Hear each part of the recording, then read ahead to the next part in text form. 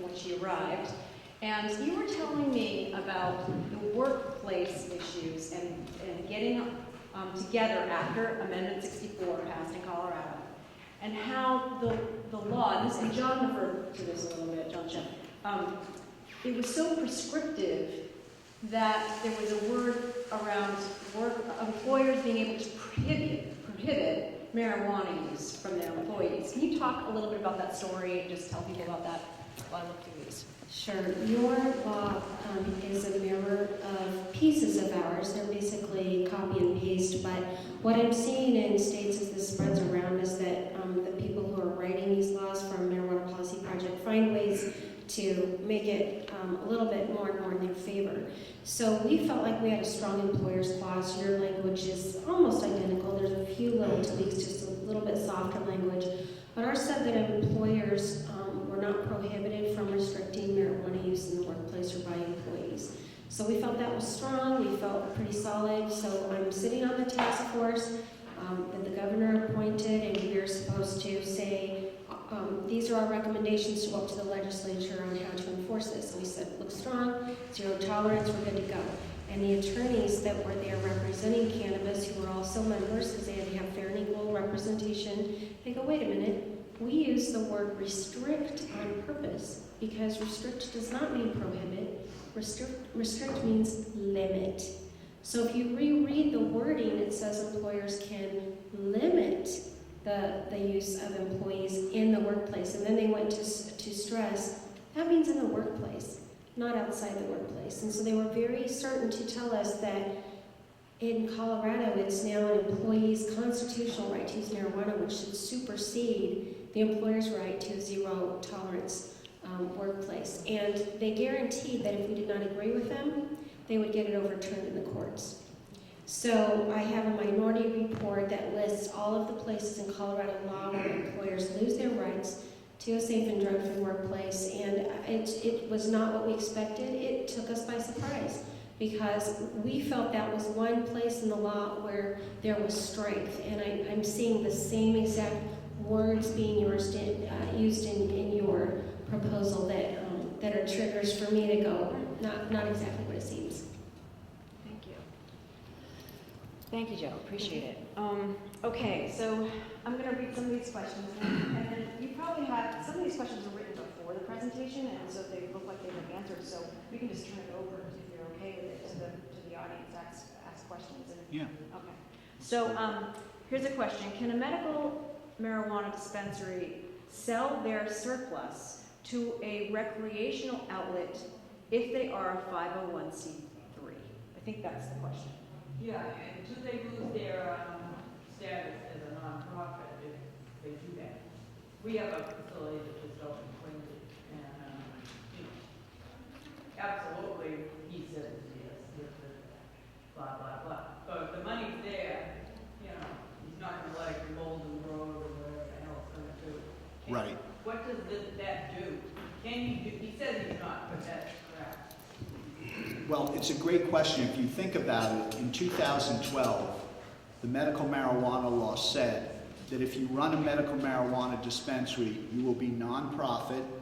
You will only allow people on the premises who are given a medical marijuana card for a debilitating condition by a licensed doctor.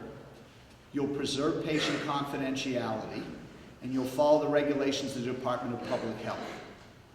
Less than 3 years later, we are now asked to vote on a law that at the same location will allow you to sell recreational products in unlimited THC strength on a for-profit basis with marketing and advertising, and you won't be regulated by the Department of Public Health. You'll be regulated by the Cannabis Control Commission in the Department of the Treasury in the state. The other thing is the Cannabis Control Commission cannot prohibit the exchange of seeds and products between dispensaries and other marijuana industries. So cultivation, commingling, all of this stuff is going to take place. One of the jokes that I hear is, what's the difference between medical and recreational marijuana? The answer is the sticker. There's essentially going to be no difference between these products. So, I just want to say that what he just said about there's no difference, we're finding in Colorado, they just label everything medical marijuana so anybody can purchase it, like with their card, but it's all the same stuff. When I was one of the facilities, I asked that question because they had a card. They had probably 20 plants that were maybe about 3 to 4 inches high. And I said, are these medical or regular marijuana? And they said just that. We're just going to be tagged. They came out of the same place, it's just however they were tagged. People have this notion that medical marijuana is something so different and so special. And yes, they play around with THC levels and different things like that. There's all going to the same facility. It all looks the same. It all smells the same. Great. So here's the next question. They say weed helps with cravings of opiate addiction. Do you believe there is a difference between cravings and obsession? And if so, what do we say to those fighting for the legalization? How do we educate, relay, and explain the difference? Joe, can you talk about the opiate cannabinoid connection in Colorado? I was just in a presentation last night with Dr. Jennifer Michaels of Massachusetts, and she just explained this beautifully. There's one quasi study out there by Normal. You have to look at your sources when you read studies. Normal puts out a lot of its own material and calls it science, but it's paid advertising. Normal is the national organization to reform marijuana laws. It's been trying to get legalization in this country for 30, 40 years. So they put a study out that said, gosh, in states that have medical marijuana, opioids use went down. So obviously marijuana can solve opioids use. But there's absolutely no science that shows at all that you trade out one addiction for another, or that you can solve one addiction with another. And we're struggling with things like methadone clinics. We're struggling. It's not a proven success. It's a tool that we're using. It's called harm reduction. But people get hooked on methadone and they want off of it. And so bottom line is the opioids and the cannabinoids affect the brain in the same way. One does not solve the other. It's still a drug-seeking behavior. And according to Dr. Michaels, this study that says, well, states that legalized had this increase, there's no correlating data whatsoever that one affected the other. And in fact, Massachusetts was included in that study prior to the dispensaries being open. The law had passed, but the dispensaries, there was still no availability.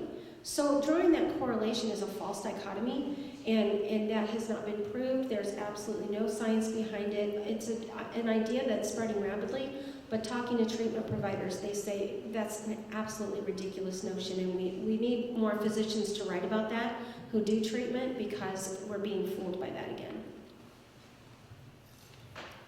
On the issue of no correlation, so Massachusetts had medical marijuana, and it's fairly limited because there's been a bit of a process of getting the medical marijuana dispensaries open. So there aren't as many as what people had hoped at this stage, but nonetheless, the product is being sold, people are using it. So you could take that and say that we had no medical marijuana 2 or 3 years ago, and look at our opioid level 2 or 3 years ago, the number of prescriptions being written for opioids. Extremely high. Marijuana, no recommendations being written, marijuana for medical purposes, not out there yet. Now we have medical marijuana. There's 40,000+, I think, recommendations of people that have the ability to buy it. And if you look at the data, you see that our opioid prescribing rates have leveled off. You would automatically say, well, that's because we legalized medical marijuana. But that discounts everything else that has been done to affect prescribing practices of physicians. 7-day supply now under law for minors. 7-day first prescription, requirement to check the PMP. You name it. I mean, it's just across the board. There have been so many things put in place to curb or temper the prescribing practices of physicians unrelated to medical marijuana. Blue Cross Blue Shield just came out with a report that showed that their prescribing by their physicians is down by about 10%. And they acknowledge that it's protocols that they've put in place plus changes in state law. So even if you didn't have medical marijuana, the number of opioid prescriptions is dropping. So to say that this is dropping because medical marijuana is in the scene and it just happened to be at the same time, It's just about as unscientific an analysis and comparison as you could possibly do. Great, great, thank you. So here's one for Joe that kind of piggybacks on that. Joe, can you talk about the drug rates in Colorado? And also, we've heard in Massachusetts that Colorado's youth rates have stayed flat, but we've also heard that they've soared. So which is it? Can you talk about the drug rates overall and then the Yes. particular youth rates of marijuana? Yes.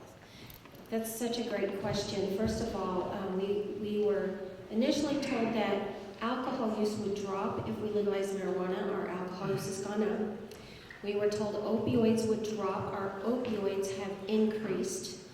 In fact, all illicit drugs across the board have increased in the state of Colorado since 2012. I find it interesting that that's happened since that year.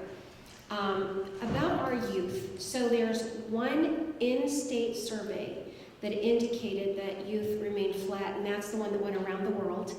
Every other survey, National Survey of Drug Use and Health, Monitoring the Future, every other survey says Colorado highest use among youth, except for Healthy Kids Colorado says remaining flat. So what's the deal with that? Well, first of all, the 4 largest school districts, these are in-school surveys, the 4 largest school districts in the state did not even participate in the survey. So along what we call the Front Range or the I-25 corridor, which is our heaviest populated communities, and 3 of those being communities that opted into retail, Denver County, Jefferson County, Boulder County, and El Paso County where I live. None of them participated. That takes out about 75% of the kids in the state. So what we're left with is surveying basically kids who live on ranches in rural Colorado. Remain flat? Okay, so let's talk about, it shows 8th grade use is up, 9th grade use is up, 10th grade use is up, but it drops off in 11th and 12th grade. And so instead of showing that it's up, up, up, down, down, we said, oh, it stayed flat because we averaged them together. Well, guess what happens? Kids in 8th grade are using, 9th grade are up, 10th grade are up, and then, did you see our dropout rates? They drop out of school. When those kids who are using drop out of school, my son dropped out. And I know that from my years in school safety, kids that get into drugs drop out of school. So our attrition rate's high, so what happens is the kids who are not using stay in school. Oh look, use went down in 11th and 12th grade, we're good. Yeah, those kids aren't in school anymore. So we have asked for that data on a Colorado Open Records request so that we can have external analysts look at the data, and we've been denied. So I just want you to think about, if you survey a state and you leave out the largest school districts in the state that are participating, that's like doing a worldwide survey on vodka use and leaving out Russia. Okay, just think about it. Thank you. Thank you, Joe. So here's one about bylaws. Can bylaws be created by the town to stop recreational sale in the town without having a special election? No. No. It's very clear. It says no bylaw, ordinance, or regulation that limits the type of marijuana sales, limits the transition of medical marijuana facilities to recreational sales, or limits recreational establishments to less than 20% of your liquor stores. That cannot happen without a special election. What could the implications be to the state, since this is still illegally, federally illegal? Yeah. Well, I think any of us could answer that, so if you have another answer than I have, you can tell me. But what we have seen is that the federal government has to choose to enforce the law. And we were given guidance in Colorado. We were given 8 guidelines of rules we couldn't break before the feds came in and enforced the law by the Attorney General at that time. We have concerned groups, parent groups, active groups, support groups, recovering addicts, law enforcement, who have sent all of our clear violations of those guidelines up to the Attorney General's office and to the Department of Justice, and have been ignored. So it will take a government that chooses to enforce the law. It is still federally illegal, that's very clear, and we do not stay in the boundaries, that's very clear. What will it take? I think you might want to ask Luke Goodman's mom, Levi Tomba Pongi's mom, these kids that have lost their lives. It will take those parents. By the way, Levy's mom lives in the Republic of Congo. She doesn't have a voice in the U.S. But it will take parents parents who are losing their kids to addiction to stand on the steps of the White House and demand that something be done for our kids. And you know what? We don't have the money to do that. I mean, we'd love to do that, but we just need a leader who will enforce the law. Anything else? No? Okay. What can towns do to prevent a dispensary opening in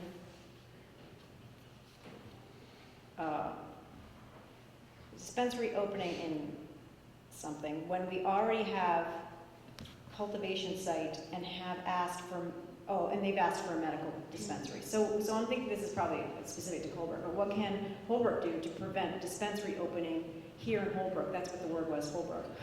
When we already have a cultivation site and a medical marijuana sort of on its way facility, what can we do to prevent recreational? Okay. So it was actually very easy to prevent a medical marijuana dispensary in your town. You simply had to issue a letter of opposition. That was it. And you wouldn't have a medical dispensary. Some towns wanted a medical dispensary, and I understand it, and there are different reasons why you would want one, so I won't get into that. But once you have a medical marijuana dispensary, you cannot prevent the recreational sale of marijuana products in unlimited potency THC unless you have a special election, period. And if in your particular community, this is for me the legal question, if in your particular community you have a medical marijuana dispensary, it automatically transitions on January of 2018, now you get together your special election, you already have a functioning business, that's going to be litigated. It's one thing if you tell me in advance, hey, you can't do this in our town, we already voted on you. It's another thing if I have a functioning licensed business in your town, and now you tell me, shut your doors, we just voted. I don't know if that's going to work. We'll have to see. But you're going to spend a lot of money figuring that out. Because when that case goes to court, your town's going to spend a minimum of $50,000, $60,000 litigating that issue. And the special election itself, we find, they cost $60,000, $70,000. Ask Revere, they just had to have one on a ballot question. So on that, let me follow up with that. So when you have a special election and it costs the town $60,000 to put that in place, does that include the campaign to actually get something to pass? I mean, it seems to me like if you're going to be kind of having a special election to opt out, it seems to me like the lobby, the marijuana lobby, will be spending a lot of money in that town to get it to pass through that special election. Would the town be responsible? It would be the people, right? The residents have to fund. Right. That's not built into the cost of. Yeah, the cost is just to physically hold an election. Because you have to open up the polls, you have to have the police assigned to the polls, you have to have poll workers. It's an expense. Just to have the election, forget about everything that goes around it. The agitation and the lobbying and So it's a big deal. Thank you. So that's most of the questions. Are there? A lot of these were sort of answered through what you already spoke about. Are there? Yeah. Okay. Great. Couple of questions. One comment that Senator Keenan has it right, so that JAMA article was often cited that when marijuana is available, opiate use goes down. Well, you're right. The Massachusetts figures that they took was before the marijuana sites even opened. So yes, opiate prescribing has leveled off for a variety of reasons.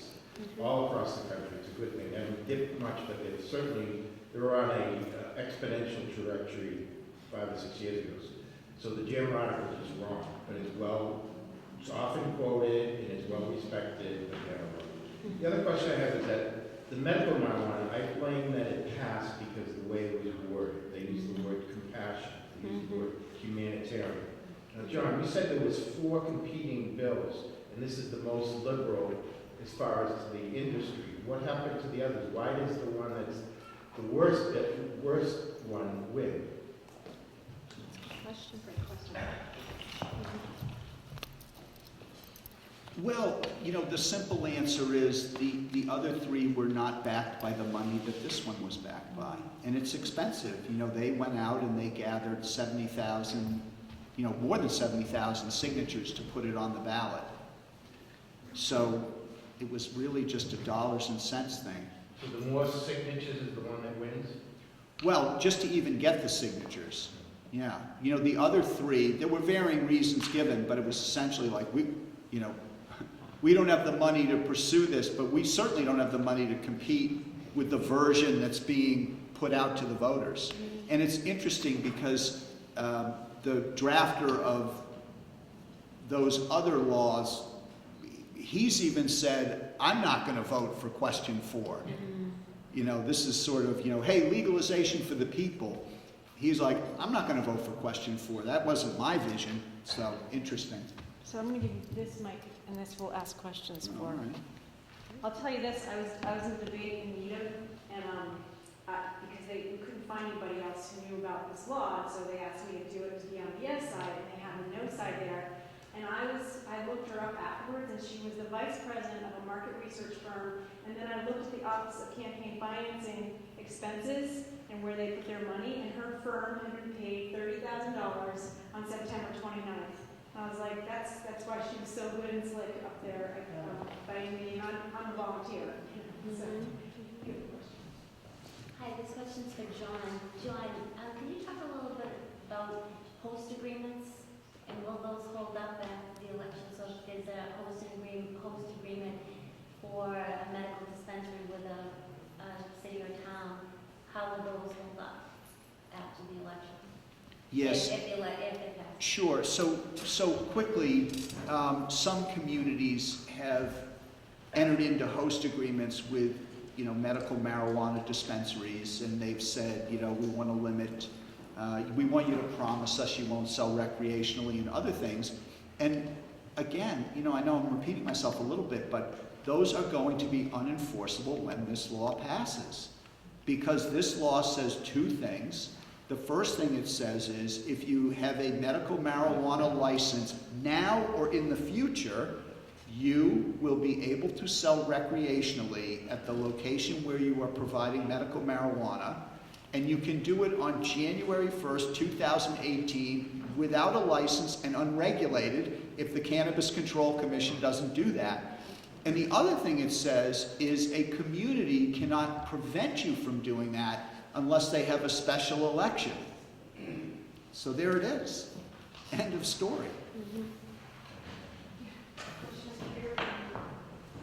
Joe, can you tell us as far as with the police departments in the schools, is it costing you guys more money to now that it's been recreational? Do you have anything on that as far as how is it taxing the police departments, the fire departments, and the school departments as far as trying to deal with this issue? Sure. That one just really makes me sad, because a couple weeks ago I was in a room with our local school disciplinary principal at one of our largest school districts and our chief of school resource officers. And in a presentation to the room, they said that the Colorado Department of Education has now issued a hands-off approach to marijuana with kids because it's too overwhelming. We can't suspend and expel them all, and we know that that puts kids in harm's way, like drug use doesn't. Hands off. So while you've seen my slide that suspensions and expulsions have gone up, you're going to see that go down, but it's not because use has gone down, it's because hands off. And what our law enforcement officers say is not only can they not keep up with this, but in many cases they're told, just look the other way. One of our DUI cops said to me just 6 weeks ago, he lives in the next county up from me, and I live at the foot of Pikes Peak, so I know you think you've got mountains here that are real cute, but so I live at the foot of Pikes Peak, and when you go up the mountain, there's a community up there, and it's like our neighboring community.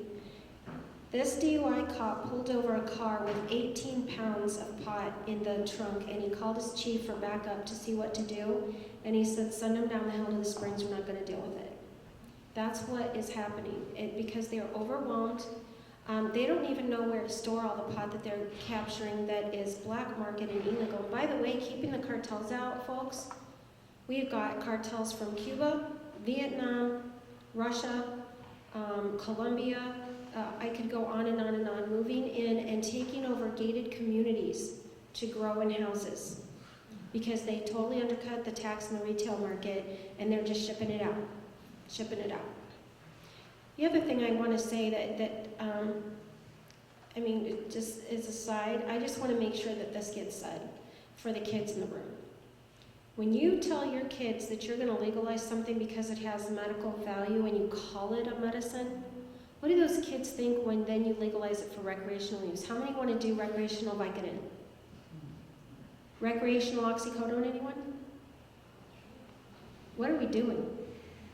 And what does that say to our kids? We need to think about that. I think Joe raised an interesting point about the black market, and it ties into the taxation issue. We're a third of what Colorado's rate is, and already there's talk in Colorado and in other states where it's been legalized that because you have a high tax rate, that's why the black market's surviving. So if this passes, and it's a 10% tax rate, and there's an effort in the legislature to increase that tax rate, the immediate push from the industry is going to be you're just inviting the black market. So we can't win either way. If we keep it at 10%, we're not going to have enough money to even regulate it. And if we go to increase it, they're going to say, oh, the black market's coming in, so don't do that. We're not going to win either way. And I think it's just important to point that out. So I have a comment on that. I was with Representative Anna King the other day, and she made the comment that, so Massachusetts, if this law passes, we will be the only state on the eastern seaboard that has recreational marijuana. So we are going to be the stronghold of the black market for the rest of the eastern seaboard. It's going to go to every state in New England, and if it's not through the dispensaries doing illegal business on the side, it's going to be through the home grows. And that's what gives Massachusetts a magnet for the cartels to come in, because they see the opportunity, they know they can get away with it, they know they can hide it like they did in Colorado, and so they move in and they start to move marijuana across state lines, which in Colorado, maybe you could talk a little bit about how that has exhausted the enforcement issues there. Well, our diversion rates out of the state are unbelievable. We caught a guy with an RV with 50 tons of pot headed to Minnesota. But the number one state receiving Colorado marijuana is Florida. We cannot keep it from going down to Florida. In fact, the high intensity drug trafficking area office in San Diego, they're tracking illegal drugs coming in from Mexico into San Diego. They do interdictions and seizures. The number one product they're getting in from Mexico is Colorado pot. We have now created the highest potency strains in the world, and Colorado is the supplier, not only to the U.S., but to other countries of product that is unbelievably potent. So we cannot keep track of it. In fact, so on my task force work group, one of our issues was how are we going to keep this in the borders? We put up signs that you shouldn't take it out of our state. Real effective. I have a couple questions over here. I already have a comment first. We already have cartels here. They sell heroin. And one hand will sell the heroin, the other one will sell the marijuana. Also, the other fact is, and it's a fact, I mentored at the Norfolk County House of Correction. 80% of those guys are in there for drug offenses, and probably 79% started with marijuana. And they will readily admit that that's what they started with. So, there'd be a bigger House of Correction with more kids in it. But my question is, what about senior housing and federally controlled housing, subsidized housing? There's no smoking there. There's a no smoking law in Massachusetts. Are you going to be able to smoke in public and not, nobody's going to arrest you because it's a pain in the neck to take you to court. But, if I'm standing next to someone blowing weed all over my face, is that illegal for him to be doing that, or her, or whoever fairness, question 4 does say that the smoking laws that exist throughout the Commonwealth will also apply to marijuana. And it also does say that if you live in housing that is federally regulated, that the landlord can follow federal regulations. So hopefully that aspect of it won't get worse. I just wanted to add something about public consumption. When I was in Colorado, we were walking through one of the facilities out there, and I was a few steps ahead of the owner, I guess, and there was a person working in one of the labs, and I asked him what he was working on, and Joe touched on it, about the cartridges that can be put into the e-cigarettes, the vapors. And I said, well, I'm not surprised that you're looking at that. And I said, what about the smell? And people will be able to smell it even if you're vaping it. And the person didn't miss a beat and said, oh no, we've solved that. We have a new product, it's called Incognito. Well, when the owner of the lab heard him say that, he gave him the look, enough, don't say another word. So they're developing a product called Incognito that does not have the scent of marijuana. So I can be walking down the street with a vape pen and vaping THC, and nobody's going to be the wisest, and the enforcement end of it is going to be very, very difficult. We have a question over here. Hi, good evening. Tim Gordon, Town Administrator here in Holbrook. We talked a lot about medical marijuana and the licensing related to this ballot question. I'm wondering, and I realize that one way to prevent the sale of any type of marijuana in town is through this ballot question. But absent a ballot question passage to, I'm sorry, I said ballot question, a local ballot question to essentially outlaw it locally. What can we expect for the process to license, the licensing process for recreational marijuana use? Is it, do we think it'll be similar to the medical marijuana right now? I know there's something in the question about, is it 20% of your current liquor license within the town? So I'm just wondering if you can just comment on the logistics of how that could possibly roll out with the regulations in the event that the town is not successful in passing a local bylaw. Well, what's going to happen is the minute it passes, there's a 75 license set aside for present and future medical marijuana facilities. And this is not an accident because they've applied and satisfied the DPH process. They're going to be fast-tracked. So if you're a medical marijuana dispensary, you're going to get a cultivation license, a manufacturing license, and a retail sales license from the Cannabis Control Commission, because the Cannabis Control Commission has been told people who've been through the DPH process or are going through the DPH process are automatically eligible to receive licenses. So that aspect of it is virtually going to be a rubber stamp. If you jump through the DPH hoop, you're going to be in recreational land. That's why they set it up that way. But how do you prevent yourself from getting into that recreational land absent a successful ballot question? There is no way. Well, that's what I'm getting at. I guess Yeah. that's my point. There's no way. The only way is you have to have a special election in your town. I know. So we talked a lot about the medical marijuana, having that be, an entry into recreational sales locally. I'm trying to figure out, even if we were not to grant a letter of support to a medical marijuana facility, if we're not successful with the ballot question, we have limited or no control over the sale of recreational marijuana within the town. Is that correct? Your control will be your special election. That will be it. Yes. And could you just clarify the numbers per the ballot question that would be allowed in town if barring a special election? Is it 20% of our current liquor license? Right.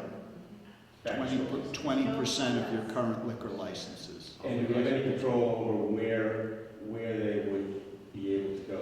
I mean, should we be proactive in zoning at this point? Yes, you can zone. The only thing you can't do is you can't zone medical different than recreational. But what's Jody's town? Westboro. Westboro has been they've enacted zoning now in anticipation that this might happen. So they have a really good template if you're interested. So they have a zone for medical marijuana only, and so. And now they just amended it to be medical and recreational. And do they have a facility in town? Not yet.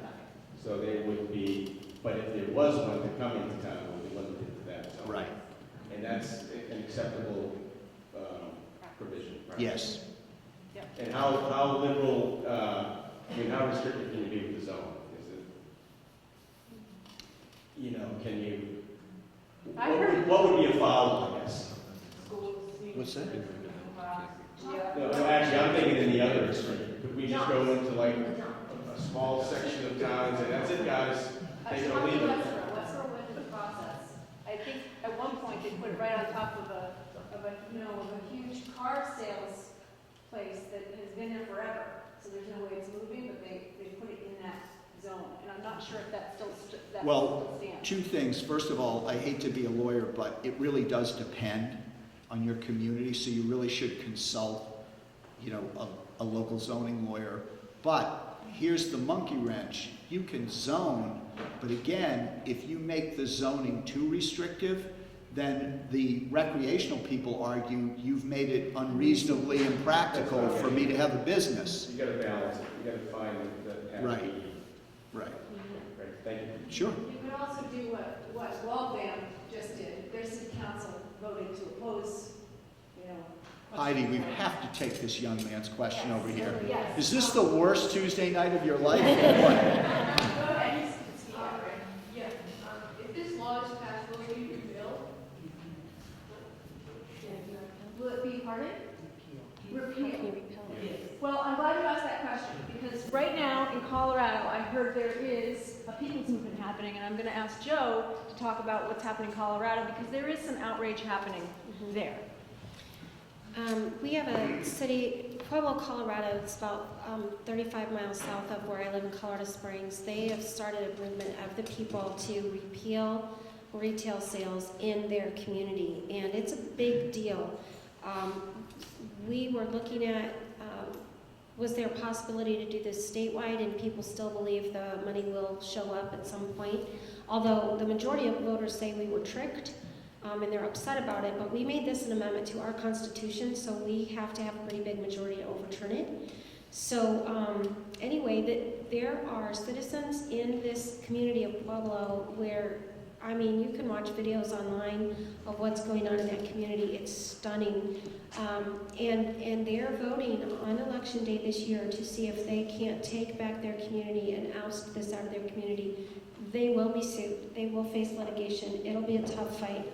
But there are moms and dads and concerned citizens who have had it. After just 4 years, they're done and they want it gone. So what will it take in Massachusetts? I think that you may be able to speak to that better than I could. Before you say anything, though, I do know also about that Pueblo County activity, that it's being led by the 3 hospitals in the county. Yeah, Is that correct? the medical professionals are speaking out because of the calamity that's happening in their If anybody wanted to see those, there are little clips of the physicians. They had a press conference last week. It's called Code Red. Code Red. Pueblo County physicians hold a press conference. You can Google it and find it on YouTube. But I would love to hear from John and the senator about, could this be repealed if it passes? Could the legislature repeal it, or could it go through another ballot process to repeal it? I believe it could be repealed. I believe under law, because it's not a constitutional amendment, what we learned when we went to Colorado was the uniqueness of what they did. They put it in the Constitution. Here, it is not a constitutional amendment. It is a ballot question.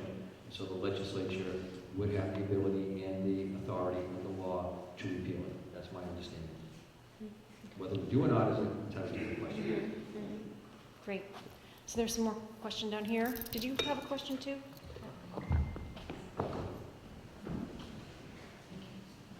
This is for Attorney Schiff. We currently have permitted a grow facility, although it's not operational yet. And thankfully, the Board of Selectmen held back from giving them a letter of Support. not against them, whatever you call it. Mhm. So, the next time they come before the Board of Selectmen, after the vote, pass in the state, if they go before the Board of Selectmen and the Selectmen give them a letter of opposition, will that stop them at the point of the grow facility, or do we have to accept it? Wow, everybody hear that? That's a tough question because the letter of opposition would have worked under the medical marijuana law, but I don't think it will work under recreational. So once you have it, the only way you're going to be able to stop it is with a special election. It's a cultivation as of right now, there is no dispensary. Yeah, but even cultivation is licensed under the medical marijuana law, at least at this point. But again, remember, the preferential licensing scheme for medical marijuana owners includes cultivation, manufacturing, and recreational sales. So once question 4 passes, you're in a whole different zone. And so now the only way at this point to prevent it is going to be a special election. That's how I read it. I just have one question. If, you know, when they go to edibles, you know how Holbrook started, that you have to be 21 years old to smoke cigarettes. Can we do something like that with a special election? Like, you can't have edibles, you can't, can they do something with this special election like that prior to 2018 January? That's a hard question. So the question is, can we do with a special election so that we can limit certain aspects of retail sales? So some people have said, well, what if we just had, weed recreational sold in our community, but we didn't allow edibles?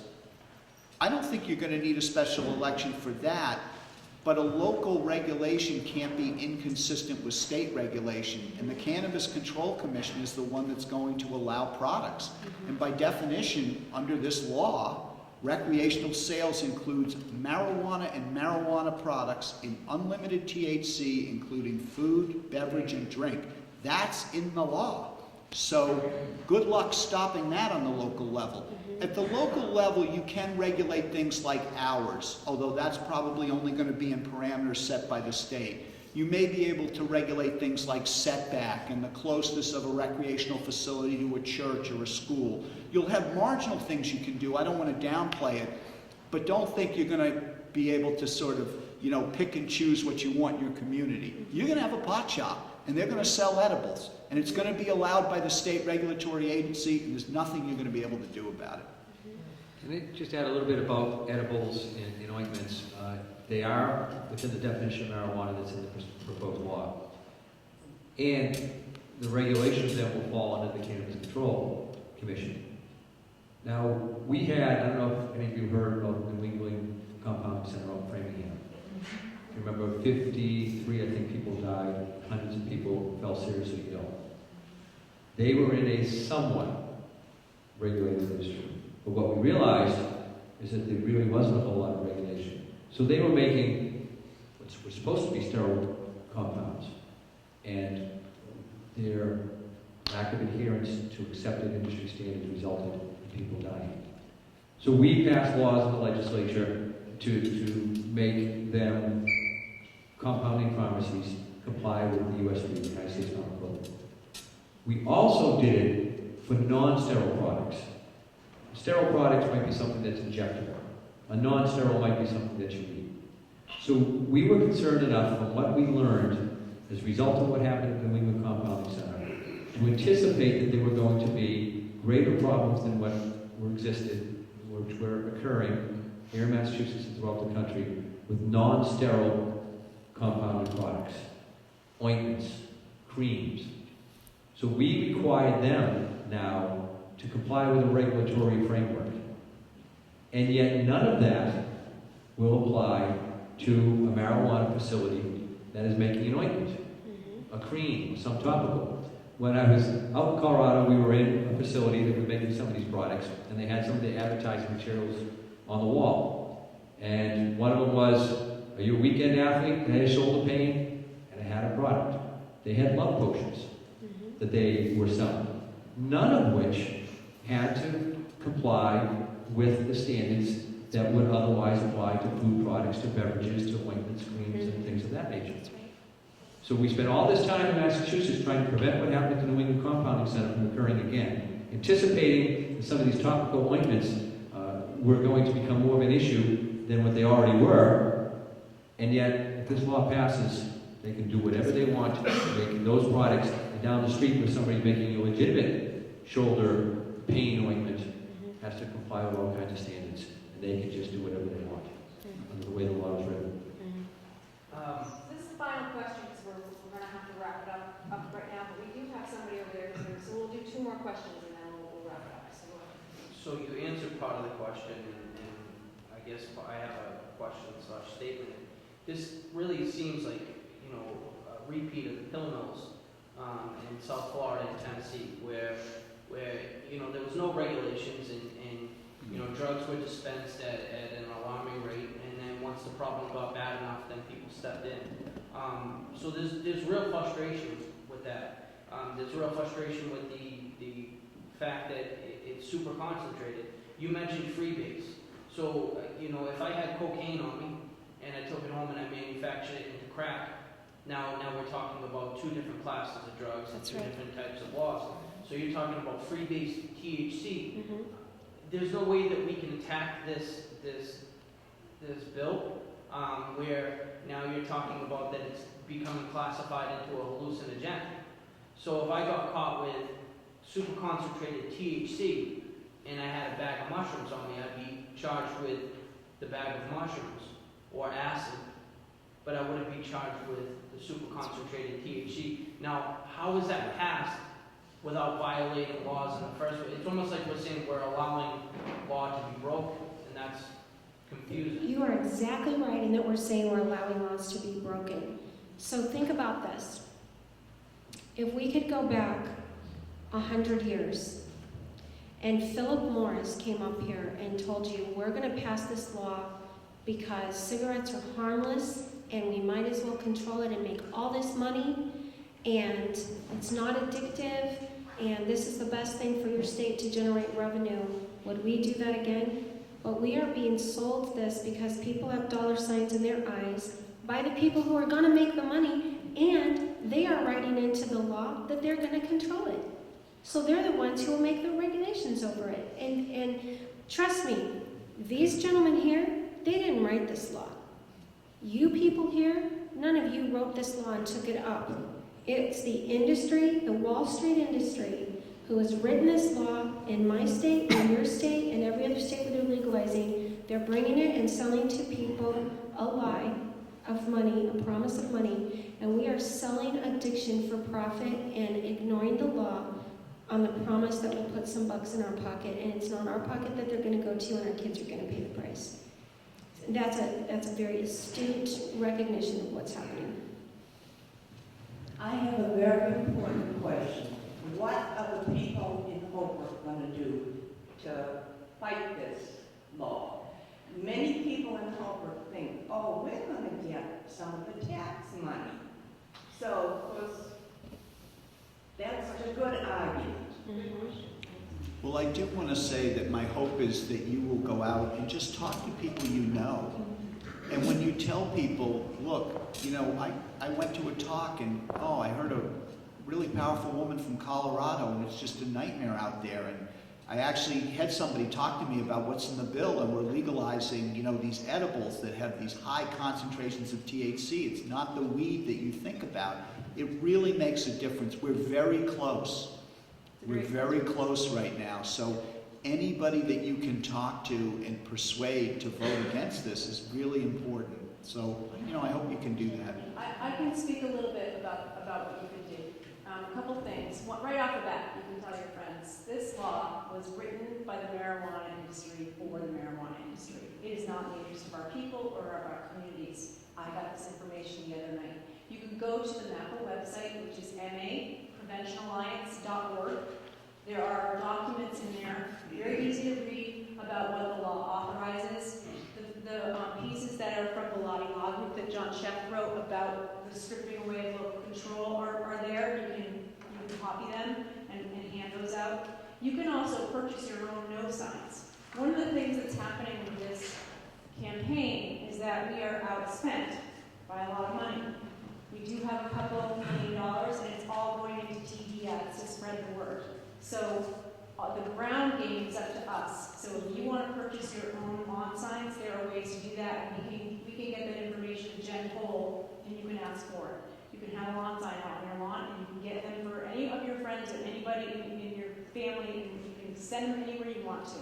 That's doable too. So you can also go to the No on Question 4 campaign, which is safeandhealthymassachusetts.com.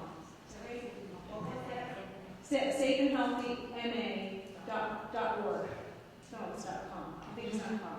But it's you can look it up, and you can get a lot of information there. But you can also donate, and you can get other people to donate. So there's things to do that way as well. You can also connect with Jen Bull, who will connect you to our ground team, because we have people all over the state now fighting this, and people are starting to become outraged as the information gets out that this law was written by a 1% billion-dollar industry who wants to impose it on the Commonwealth through a deceptive process.